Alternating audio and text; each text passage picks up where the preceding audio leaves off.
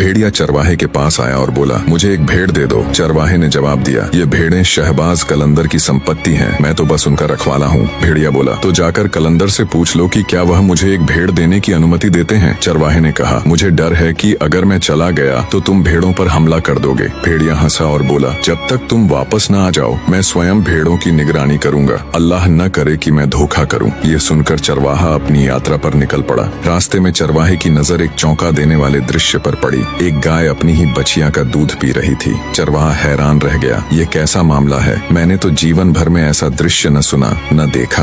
वह तेज कदमों से आगे बढ़ा, मन में एक अनजानी घबराहट ली, परंतु अगला दृश्य और भी ज्यादा चौंकाने वाला था। कुछ लोग जमीन पर बैठे थे, उनके कपड़े फटे पुराने हो चुके थे, चेहरों पर गरीबी की गहरी लकीरें, लेकिन उनके हाथों में सोने से भरी थैलियां थीं। चरवाहे की आंखें फटी की फटी रह गईं। यह कैसा तमाशा है, इतना सोना फिर भी ये भिखारियों जैसे क्यों लग रहे हैं।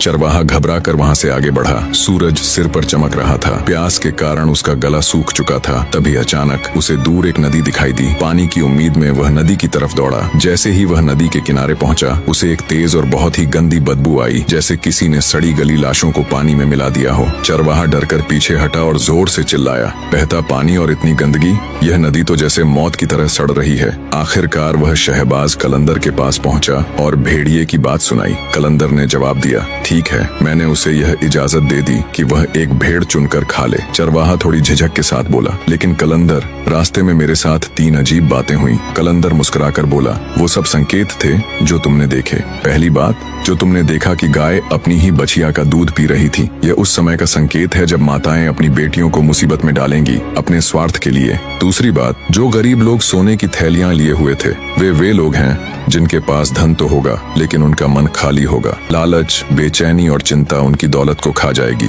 और तीसरी बात, वह बदबूदार नदी, यह उन लोगों की पहचान है जो धर्म के नाम पर जिएंगे लेकिन उनके भीतर जलन, दुनिया का मोह और दिखावा भरा होगा।